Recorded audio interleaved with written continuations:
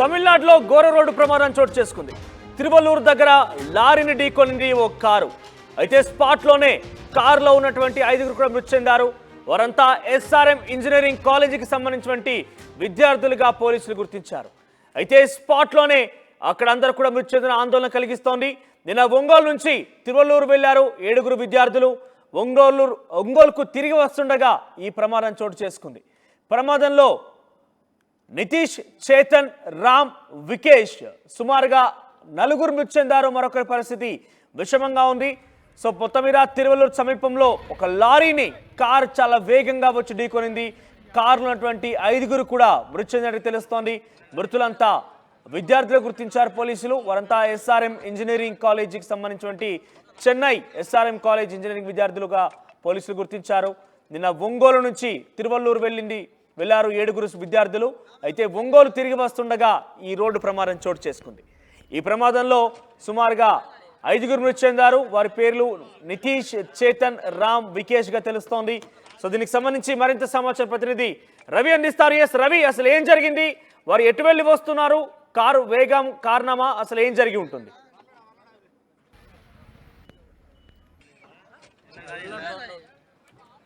So Ongole నుంచి తిరువల్లూరు వెళ్తున్నట్టుగా తెలుస్తోంది. అక్కడ తిరువల్లూరు సమీపంలో ఒంగోలు నుంచి తిరువల్లూరు వెళ్లారు. తిరిగి వస్తుండగా ఈ ఘటన చోటు చేసుకున్నట్టు తెలుస్తోంది.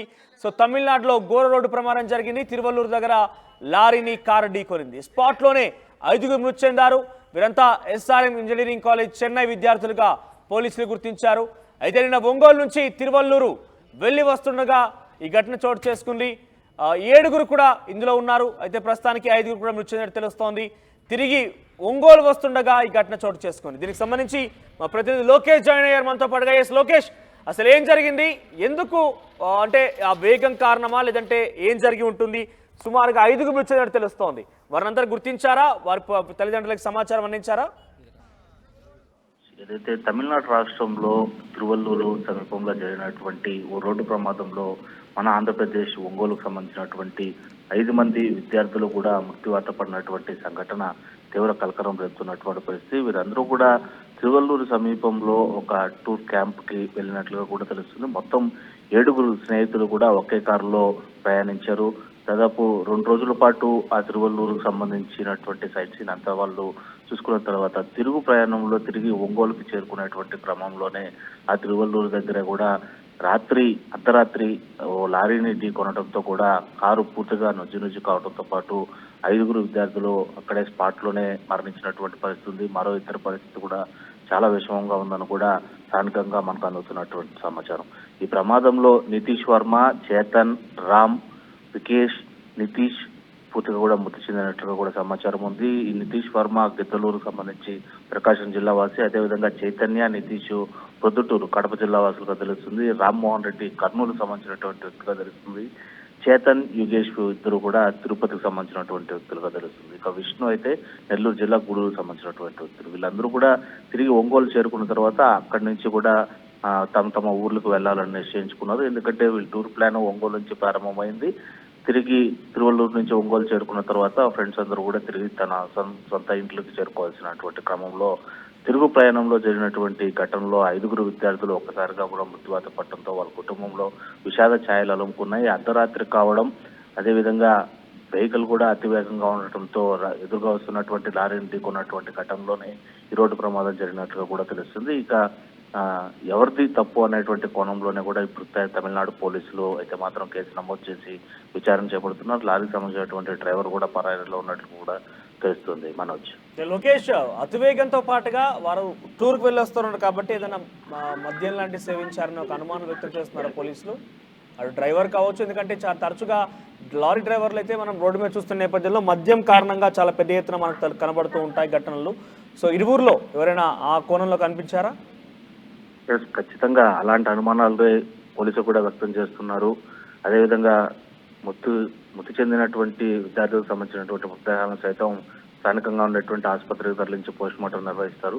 పోస్ట్ మార్టంలో కనుక ఖచ్చితంగా వాళ్ళు డ్రింక్ చేశారా, ఎవరు డ్రైవింగ్ లో ఉన్నారు, డ్రైవింగ్ చేస్తున్నటువంటి వ్యక్తి డ్రింక్ చేశారా లేదా అని కూడా తెలిసేటువంటి అవకాశం ఉంది. మరోవైపు లారీకి సంబంధించినటువంటి డ్రైవర్ పరారీలో ఉండటంతో అతను ఆచూకీ కోసం కూడా గాలింపు కొనసాగుతుంది. వన్స్ అతను కూడా క్యాచ్ చేసిన తర్వాత అతన్ని విచారించి అతను కూడా మధ్యమత్తులో కనుక ఈ యాక్సిడెంట్ చేసి ఉంటే అతను కూడా అదుపులోకి తీసుకొని కోర్టుకు సబ్మిట్ చేసేటువంటి పరిస్థితులు ఉంటాయి.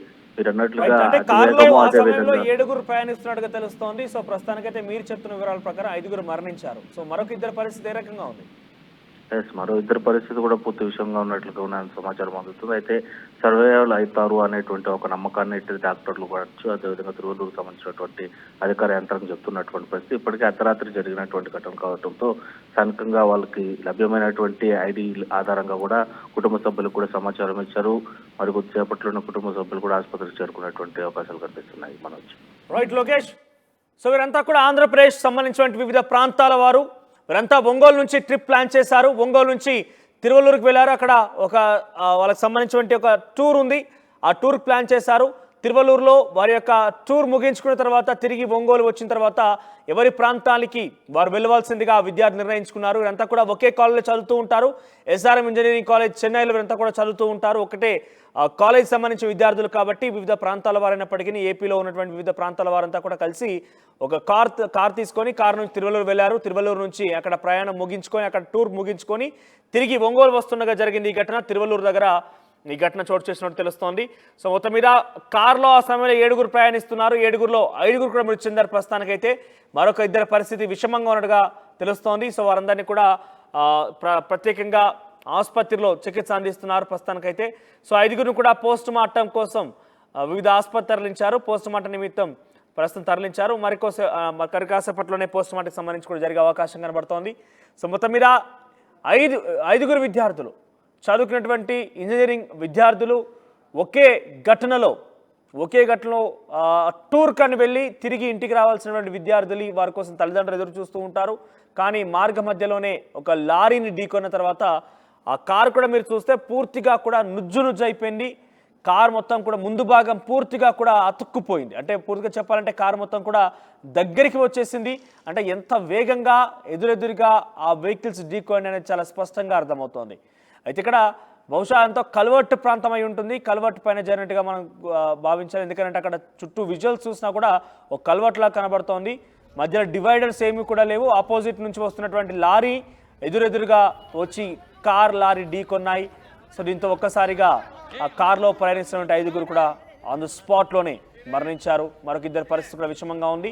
సో వారికి సంబంధించి ప్రస్తుతం ఇంకా చికిత్స అందిస్తున్నారు. సో ఒకే ఘటనలో 5 విద్యార్థులు ఆ తల్లిదండ్రులకి ఒక దుఃఖాన్ని మిగిల్చారు. టూర్ కని చెప్పి వెళ్ళినటువంటి తమ పిల్లలు ఇంటికి రాకపోవడంతో ఆ కుటుంబంలో విషాద ఛాయలు అలుముకున్నాయి.